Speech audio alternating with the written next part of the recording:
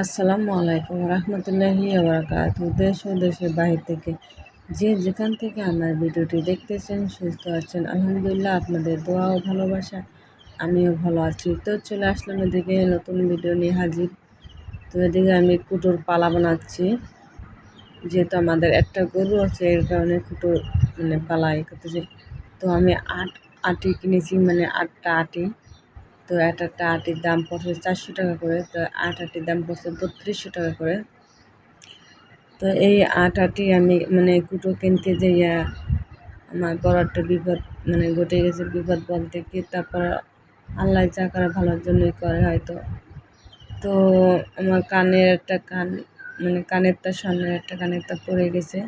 তো অনেক খোঁজাখুঁজি করছি, পাইনি। তারপর আন্দাজে কোথায় খুঁজবো, যেহেতু আমি কুটো কিনতে গেছিলাম অনেক দূর, প্রায় 2 মাইলের মতন হাইটে।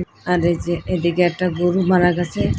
তো হঠাৎ গরুটা কীভাবে মারা গেছে বলতে পারি না। একটা ফাঁকা জায়গায় বান্ধা, কোনখানে যে পেঁচায় যে পড়বে অথবা কিছু একটা হবে গাছে কিছুই না, ফাঁকা জায়গায় বান্ধা। হঠাৎ কেন মারা গেল বলতে পারলাম না। ঠিক দুপুর 12টার সময় মারা গেছে। আর কি ভূতে ঠাসে মারছে, না সাপে কাটে মারছে, না গরমে স্ট্রোক করছে, এটাই বলতে পারতাছি না। তো পাশের বাড়ি, আমাদের পাশের ঘরে এক হিন্দু দিদিদের ঘর। তো তাদের এই গরুটা মারা গেছে। খুব অসহায় তারা। এই গরু দিয়ে 2-1টা বাছুর হইলে তা দিয়ে চলে, একটু দুধ হলে সেই বিক্রি করে চলে। তো এই গরুটা মারা গেছে কারণে অনেক কান্নাকাটি করছে এসে আমাদের বাড়িতে এসে। একটা আমাদের পাশেই ঘর। আর এদিকে আমি শাক ভাজি করতেছি চিংড়ি মাছ দিয়ে। এটা হচ্ছে হাইসা শাক, যে জমিতে হয় না, ভেড়িতে অথবা জমিতে হয়, সেখান থেকে একটু পাই এনে তারপর রান্না করছি। তো ভিডিওটির সাথে থাকেন, দেখতে থাকেন। আর আমার ভিডিওটি ভালো লাগলে অবশ্যই এটা লাইক, কমেন্ট, শেয়ার ও সাবস্ক্রাইব করবেন প্লিজ। পাশে বেল আইকন ক্লিক করবেন, যাতে পরবর্তীতে ভিডিও আপলোড করলে আপনাদের কাছে পৌঁছে যায়। আর এদিকে আমি গরুর পায়া ছিল, সেই পায়া রান্না করব। তো এখানে পেঁয়াজ, আদা, রসুন, জিরা সব কিছু বাটা আছে। আর এখন দিয়ে দিলাম মশলা।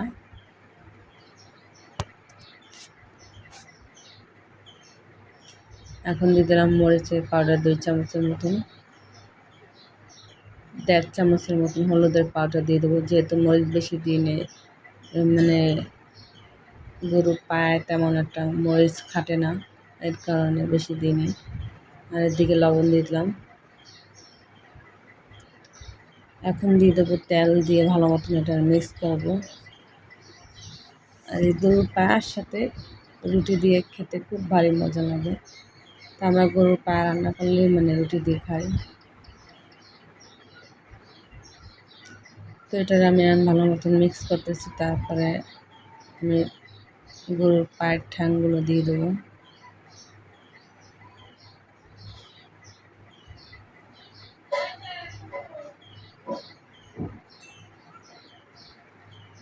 তো 4 পাও কিনে নিয়েছিলাম, আজকেই শেষ হয়ে গেল পাও। আগে 2 দিন খেয়েছিলাম, আর আজকে ফ্রিজে ছিল।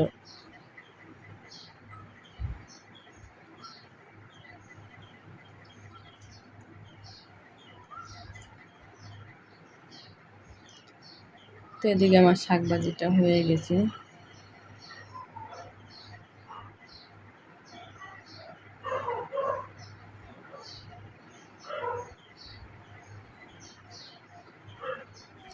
আর এদিকে সন্ধ্যার সময় 2টা বিলে কী করছে, মারামারি করতে করতে গাছে উঠে গেছে।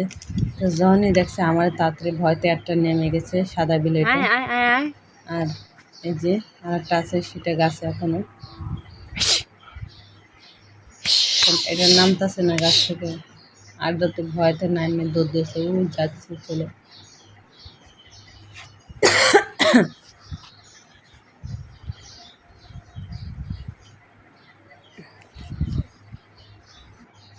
এই গরুটা হচ্ছে আমাদের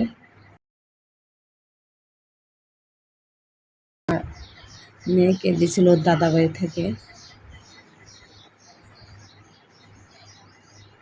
সবাই ভালো থাকেন।